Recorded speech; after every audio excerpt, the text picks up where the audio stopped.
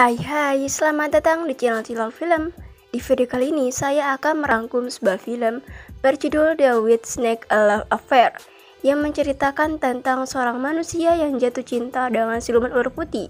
Akankah cinta mereka abadi? Tanpa berlama-lama, yuk simak alur ceritanya.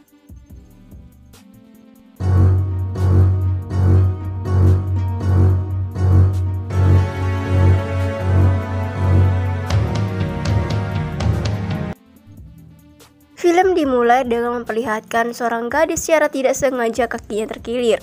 Untung ada seorang pemuda yang menolongnya.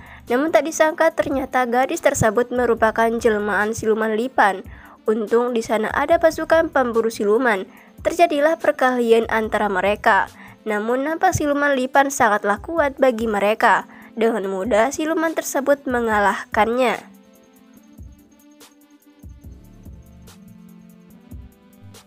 Untung ada seorang pendekar bernama Meng Hai.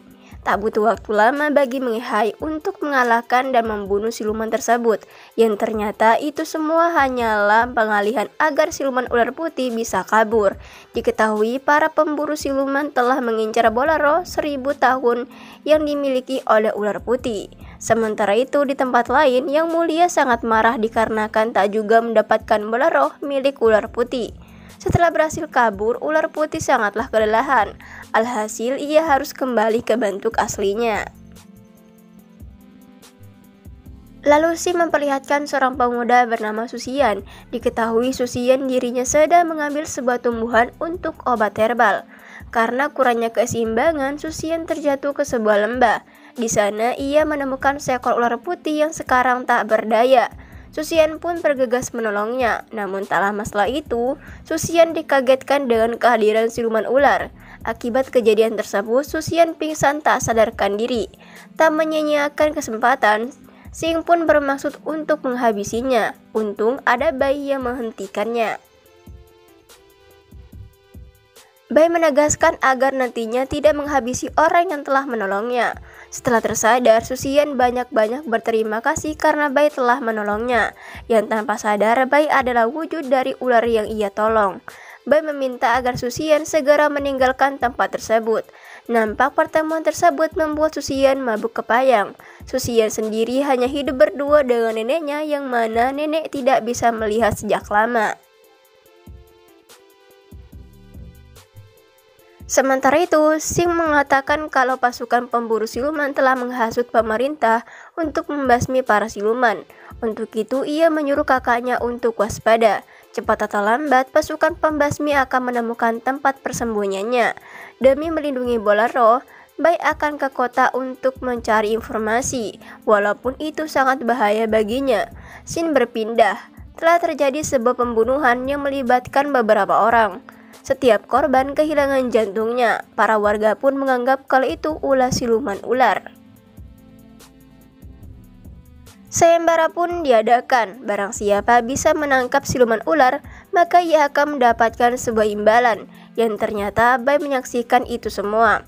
Susian sedang mengobrol santai dengan Xianji. Xianji mengatakan kalau siluman ular bisa berubah wujud menjadi manusia. Setelah itu ia akan membunuh manusia dan memakan jantungnya. Saat itu pula tiba-tiba ia merasakan kehadiran Bai. Ia pun bergegas mencarinya. Benar saja dirinya bertemu dengan Bai, yang ternyata Bai sengaja menemuinya untuk mengembalikan payung yang tertinggal. Tiba-tiba hujan turun. Susian mengatakan kalau dari dulu payungnya tak bisa dibuka. Namun entah apa yang terjadi, payung tersebut tiba-tiba terbuka dengan sendirinya. Xianji melihatnya sangatlah kaget, hampir saja Xianji mengatakan rahasia payung tersebut. Namun segera dihentikan oleh Susian. Susian pun mengajak Bai ke suatu tempat. Tak disangka kakak Gao meminta agar dirinya mengobati ayahnya yang sakit parah. Sebisa mungkin Susian mencoba menyembuhkannya. Sempat Susian merasa bimbang dalam benaknya. Melalui hati ke hati, Bai menunjukkan di mana jarum tersebut harus ditancapkan. Dan benar saja, seketika orang itu sembuh. Sebagai tanda terima kasih, Kak Gao mengundang mereka untuk makan malam. Di jalan, Susian mulai bertanya apa yang membuat Bai datang ke kotanya. Bai pun mengatakan kalau ia sedang mencari sebuah obat, yaitu pendingin dan penghangat. Malam pun tiba, mereka berdua mendatangi tempat kediaman Gao. Tak disangka di sana ada Meng Hai. Sikap waspada pun mulai diaktifkan. Anehnya, Gao justru mencomblangkan mereka. Jika Susian dan Bai menyetujuinya, maka mereka harus meminum anggur yang disediakan, yang mana itu merupakan sebuah pantangan bagi siluman. Bai pun menyetujui permintaan tersebut, namun ternyata itu tak cukup meyakinkan bagi Meng Hai. Ia yakin kalau Bai adalah siluman ular. Akhirnya ia terus mendesak agar Bai meminum anggur tersebut, dengan harapan Bai akan berubah ke wujud aslinya. Hampir saja Bai ketahuan, untung ada Xing datang untuk menyelamatkan Bai. Tak menyia-nyiakan kesempatan tersebut, Bai pun kabur meninggalkan tempat itu.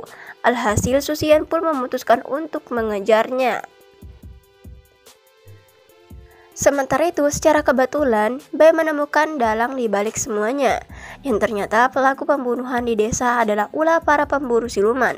Di saat itu pula, Meng Hai dan Susian ada di sana. Otomatis mereka berdua mengetahui kebenarannya. Sayangnya para pemburu siluman berhasil kabur. Naasnya Meng Hai tetap akan menghabisi Bai. Susian yang melihatnya jelas tidak tinggal diam. Ia kembali meyakinkan kalau Bai bukanlah musuh sebenarnya. Justru pemburu silumanlah yang harus dimusnahkan. Kalau Bai adalah seorang siluman, maka ia adalah siluman yang baik. Bukannya tersadar, Meng Hai tetap akan menghabisi Bai. Bahkan ia mengajak Susian untuk bergabung dengannya, yang mana itu jelas ditolaknya. Untuk saat ini ia akan dilepaskan. Keesokan harinya, Susian dikagetkan dengan kehadiran Bai di rumahnya. Tak cukup di situ, Bai juga menyembuhkan neneknya. Nenek ini bisa melihat kembali. Nenek pun bertanya soal mimpi yang sering ia ceritakan, kalau payungnya akan terbuka saat menemukan cinta sejati. Apakah Bai adalah cinta sejatinya? Tak menjawab itu semua, Susian justru mengalihkan pembicaraan. Dirinya mengajak Bai untuk jalan-jalan. Benih-benih cinta mulai tumbuh di antara mereka. Sampailah mereka di sebuah tempat. Di sana Bai bertanya, menurutnya ia dengar orang akan menjadi pasangan ketika mereka minum bersama. Apakah itu benar? Susian pun mengatakan kalau pasangan hanya akan minum di hari pernikahannya. Bai kembali bertanya, apakah kita sepasang kekasih? Dengan itu, Susian menyangkal itu semua. Kebahagiaan tersebut tak berlangsung lama. Pembunuh siluman telah datang untuk menangkapnya. Terjadilah perkelahian antara mereka.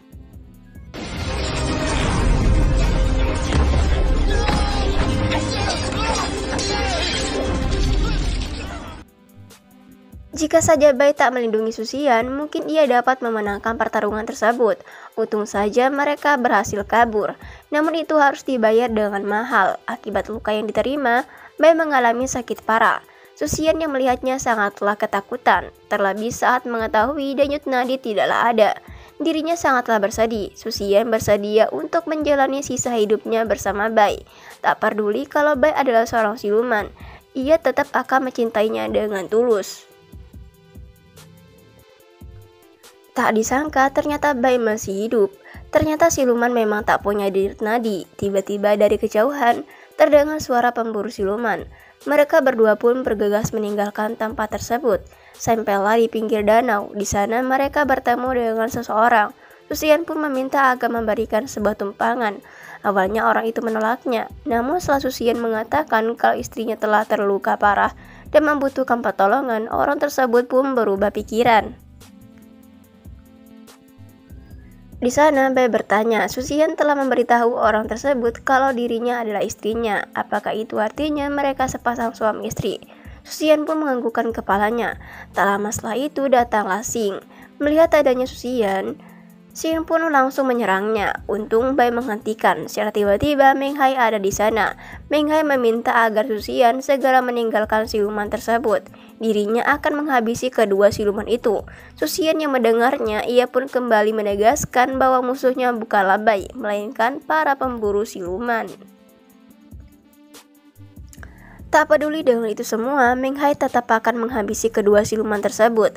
Terjadilah perkelahian antara mereka.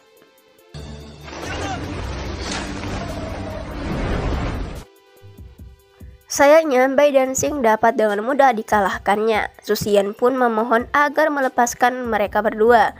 Sebagai gantinya, ia akan menjadi muridnya. Setelah mengantar Susian kembali, Meng Hai akan menyelidiki pemburu siluman.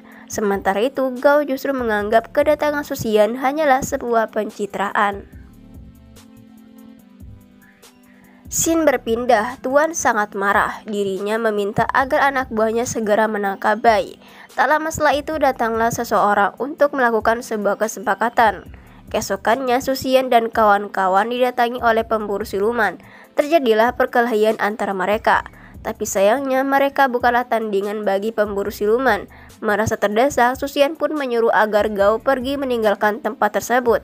Dirinya akan mengulur waktu. Sebelum pergi, Susian meminta agar Gao mau mengantarkan payung untuknya. Susian pun menunjukkan tempat Bai bersembunyi, yang ternyata tanpa sepengetahuan Gao dan para siluman sudah bersekongkol. Gao pun segera meninggalkan tempat tersebut, sedang Susian tak sadarkan diri. Setelah mendapatkan sebuah serangan, untung Xianji dan teman-teman datang untuk menolong. Setelah tersadar, Xianji memberitahu kalau Gao telah bersekongkol dengan pemburu siluman. Susian yang mendengarnya, ia pun langsung ke tempat Bai. Xin berpindah, Bai dan Xing mereka telah terkepung. Terjadilah pertempuran yang melibatkan antara siluman dan para pemburu. Gao secara sengaja menunjukkan payung yang diberikan oleh Susian. Saat Bai lengah, ia pun langsung menusuknya. Sontak Bai langsung tersungkur tak berdaya. Tak lama setelah itu, datanglah Susian sebisa mungkin. Susian membawa Bai keluar dari tempat tersebut. Namun musuh terlalu banyak, Bai pun memberikan bola roh miliknya. Setelah itu melemparkan jauh-jauh Susian. Bai dan Xing ia telah ditangkap oleh pemburu siluman. Gao sangatlah marah. Bola roh yang ia cari telah berpindah tangan. Untuk itu dirinya bermaksud untuk menghabisi mereka. Namun tak disangka jika Tuan mau melepaskannya, maka Xing bersedia membantu untuk menemukan Susian. Awalnya Tuan tidaklah percaya, namun setelah Xing memberikan jantungnya, Tuan pun mengiyakan permintaan tersebut. Sampailah Xing di tempat Susian. Kedatangannya hanyalah untuk memberitahu agar Susian menjaga bola roh yang diberikan kakaknya. Jangan sampai bola tersebut jatuh ke tangan yang salah. Xin bergegas kembali, dirinya akan menyelamatkan kakaknya. Tak disangka ternyata Susian ingin terlibat dalam penyelamatan tersebut, yang mana itu sangatlah mustahil. Para pemburu siluman akan mengambil jantungnya. Sebuah ide pun ada di otaknya. Susian menyuruh Xing untuk mengeluarkan jantungnya. Ternyata orang yang memiliki bola roh akan tetap hidup abadi walau tak memiliki jantung. Lalu mereka pun bergegas ke tempat Bai disekap. Tak disangka di sana ada Meng Hai. Kehadirannya hanyalah untuk menolong Susian dan para siluman. Terjadilah pertempuran di antara mereka. Tak menyanyiakan kesempatan, Susian pun bergegas menolong Bai. Lalu ia memberikan bola roh yang dimilikinya. Alhasil setelah mentransfer bola roh, Susian tak sadarkan diri. Bai melihatnya sangatlah marah. Ia menggunakan kekuatan terakhirnya untuk melawan Tuan.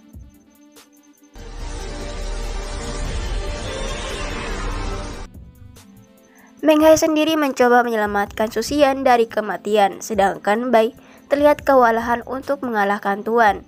Bahkan Tuan mampu merebut bola roh yang ada pada dirinya. Secara mengejutkan, Susian bangkit dan menusuknya dari belakang. Seketika Tuan lenyap dari muka bumi, namun sayangnya Susian juga tewas. Saat itu Dewa Ju datang untuk wujud manusia. Dewa Yu mengatakan semua kejadian yang mereka alami tak terlepas dari masa lalunya, yang ternyata payung yang selama ini dibawa oleh Susian terbuat dari tulang Bai. Walaupun Susian yang bereinkarnasi, ia tidak akan mengenalinya. Bai mendengarnya tetap akan setia menunggu. Tak peduli Susian akan bereinkarnasi menjadi apa, entah menjadi manusia atau siluman. Dewa Yu pun memberikan kesempatan terakhir untuk mengatakan kata perpisahan. Susian meminta agar Bai tidaklah menunggunya, namun Bai tetap akan menantinya. Tak peduli harus berapa lama menunggu, dan film pun selesai. Dari film ini ada makna yang terkandung yang dapat kita petik, yaitu belajarlah sebisa mungkin. Kalau gagal, menyerah saja. Toh kalau bisa menyerah, kenapa harus bangkit? Ayo, menyerah saja, jangan semangat. So, terima kasih dan sampai jumpa di film selanjutnya.